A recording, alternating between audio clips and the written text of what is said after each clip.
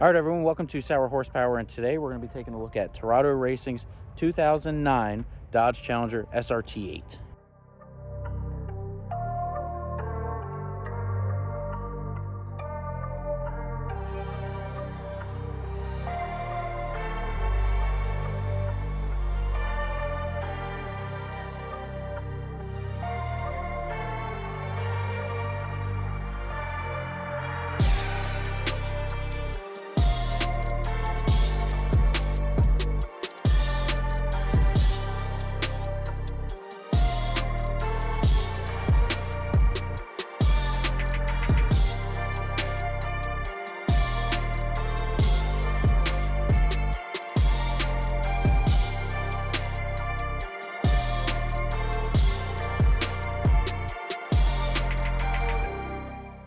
All right, everyone, so we just said it here, Tirado Racing. Here's the man himself. What's up, dude? That's right. What's up, man? So I've known him for probably about 6 years now. Yeah, maybe 7, but haven't seen him in 5 years. I'm finally in here in Texas for my Texas trip. You've probably seen the videos so far, and I figured I'd link up with another old buddy and check out his car. I've been following this build for a very long time.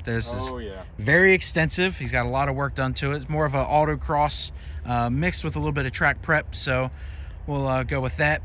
But today he's going to give us a walk around and show us exactly what all he's done to this absolute monster of a car. So I guess we'll go ahead and start with the most glaring thing here is the wide body and then the wheels and tires. So you want to give us a rundown on what you got going on with this? Yeah, before I start, it's pretty funny because you're the only person that I can think of that has seen this car bone stock to what it is today. Yeah. So it's kind of cool that you get to see you know, how it started to what it is now. But yeah, most glaring thing is it is a Dodge Challenger Hellcat wide body. It's an OEM kit, OEM fenders, the flares, the front lip, the front bumper, the hood. The only thing that we didn't do was change the rear quarters. We just adapted it so the rear flares would fit. Yeah, let's go ahead and take a look at that real quick. Yeah. So, and I also noticed you didn't use the bottom piece here, right? No, so it's a separate piece, but you just didn't install it on this kit? No, so it's actually built into the 2015 and up rear bumper. And honestly, when you start pricing out the taillights, the adaptive harness, the rear bumper, the paint, I didn't want to spend another $2,000 in just something that's purely appearance. Right. And I kind of like the look of the tires sticking out in the rear. If you think about Rocket Bunny cars, Formula Drift cars, they do that style. And if you look at road racing cars or time attack cars, they have that too, so the air doesn't get caught up in the rear of the flare. Exactly. So it's got, 110% purpose behind that. Okay. So. Cool. And then your wheel and tire setup? So I went with the Dodge Demon OEM wheels, or 18 by 11. Not replicas. OEM wheels. OEM wheels. OEM wheels. Not reps. 18 by 11s. Forged aluminum wrapped in BF Goodrich Rival S's 315, 3018 front and back. Yep. So do you want to explain why you have a slightly smaller sidewall? Is that, if I can talk correctly, specifically because that's the only size that BF Goodrich makes in this sort of width and rim diameter? Or? Yeah, so basically when it comes to the tire sidewall, if you see here, you see these lug patterns. You see these lugs on the side. If you have a taller sidewall and you go to turn in on autocross or road racing, the sidewall is going to roll over quite a bit. So that's why it's such a shorter sidewall, and these lugs right here on the side help you grip and create that bite so the car can actually turn in. So it's for function, not for look, right? All function. Okay, so suspension. What do we got under here? Yeah, so suspension is pretty basic. There's really 3 things that make this car handle the best. The first is the coilovers.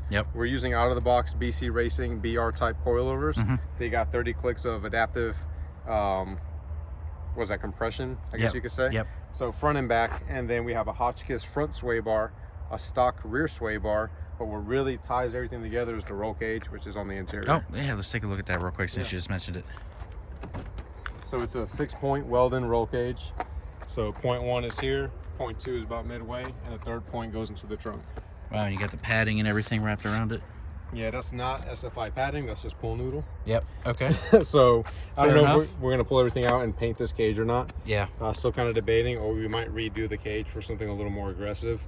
Maybe for these door bars to go up in the footwell a little more. So we're still kind of playing with that. It's not quite done yet. I see some custom seats you have here. Yeah, so we've got the handy dandy Status Racing circuit racing seats. These are actually the first circuit racing seats ever made. Okay. They're pretty wide. They're made for up to a 36-inch waist, and the Challenger is a big car, and I didn't want to put these like really skinny racing seats in there. Right. And I'm a pretty big guy, so I really like the circuit seats, so we put those in there. Same thing with the harnesses. Yep. They got a few different colors coming out, and when they came out with the orange, couldn't resist. Perfectly matched. Yep. Cool. So engine. Let's go ahead and get the hood popped. Get the hood popped, now we'll come back. All right, so as you guys know, well, most of you should know, the 2009 SRTs came with 6.1. So that's pre-392 era. So 6.1 was the SRT motor back in the day. So what all have you done to it? Bro, it still is the SRT motor. Well, yes. I'm sorry, like the daddy of SRT motors is the Hellcat now. But Yeah. The 6.1 is where it all started. Yep. So 6.1 motor. It's a really mild build. I didn't want to do too crazy and then lose reliability. Yeah. So we did a mild cam, forged push rods. A few years went by, and then I went ahead and did the Hellcat lifters per se. Okay. New oil pump, timing set, everything Mopar. We got some Cook's long tube headers, catless, X pipe, and catback. Okay. Cool. So kind of mild on the power, but when you're doing autocross, you don't really need a lot of power because you want to be able to use every single horsepower you have, and you need those tires to be able to hook up so that way you can set down the faster lap times. But this does have a pretty good little chop to it, doesn't it? A little good. Yeah, I mean, you said it's the SRT Max Cam, right? Yeah, so SRT Max Plus Cam. Yep. So it does chop pretty good. We'll insert some clips here in the video.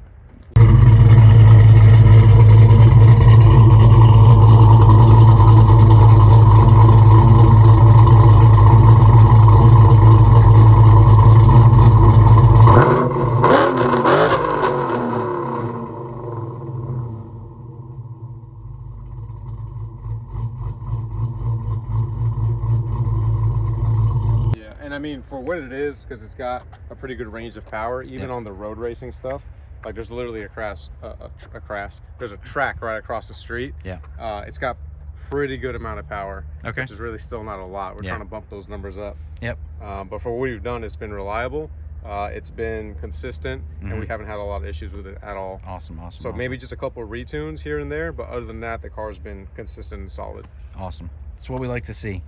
Let's keep moving on here. You see you got some aero around here. What we got here with the aero department? So it's MFR Engineering.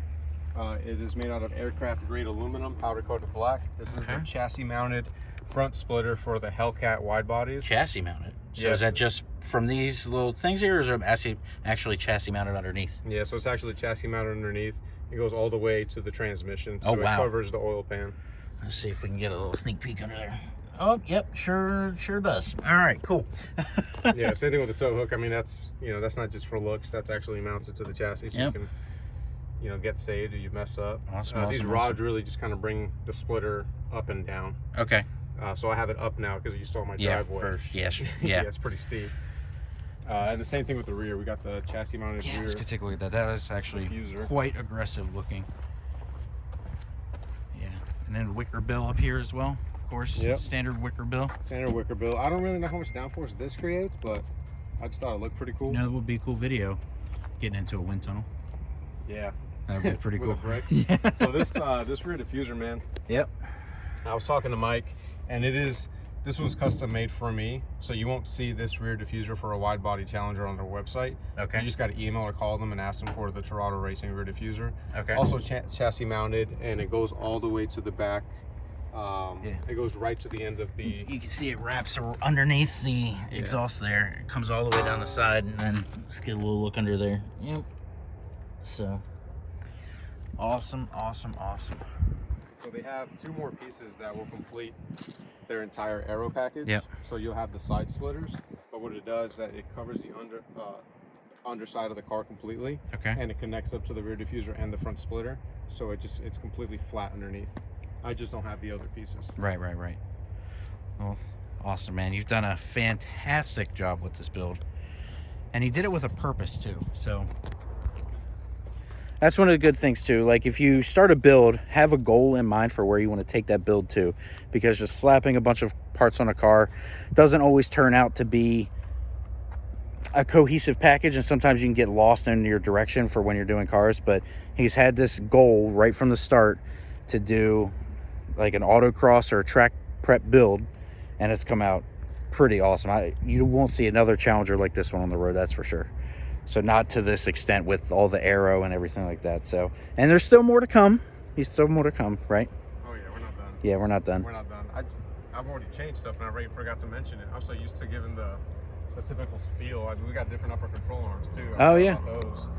And then yeah, we did talk about the suspension. So yeah. different upper control arms and stuff. So different upper control arms, different brakes, different pads and rotors. They're the factory Brembos, but we're gonna change those out for the Viper ones. Okay. So we can get more bite. I've got oil coolers and transmission coolers in the front of the Hellcat bumper to keep everything cool. So like you said, everything with a purpose. I just forget about the little things. Yeah, of course. And when you've had the car for, you know, the 7 years, stuff does get lost over time. Yeah, it's hard to keep up with all the parts. So yeah, a big thank you again for let me take a look at this. Guys, be sure to go check it out here. It's kind of hard to miss right here. Tirado Racing. Of course, I will have all of his links in the description below. Go ahead, check out. You got a website? You got a website? Yeah, TiradoRacingCo.com. There you go. Buy his merch if you want some merch. And then subscribe to him on YouTube, Instagram, all of the social media platforms if you want to catch up more on this build. That is going to be it for this video today. If you enjoyed it, give us a like. Comment below your thoughts on his build. If you have any questions, go ahead and put them down below. We will try to do our best to answer any questions you might have about parts or whatever you might need to do. But yeah, that's going to be it. Take care. Have a great day.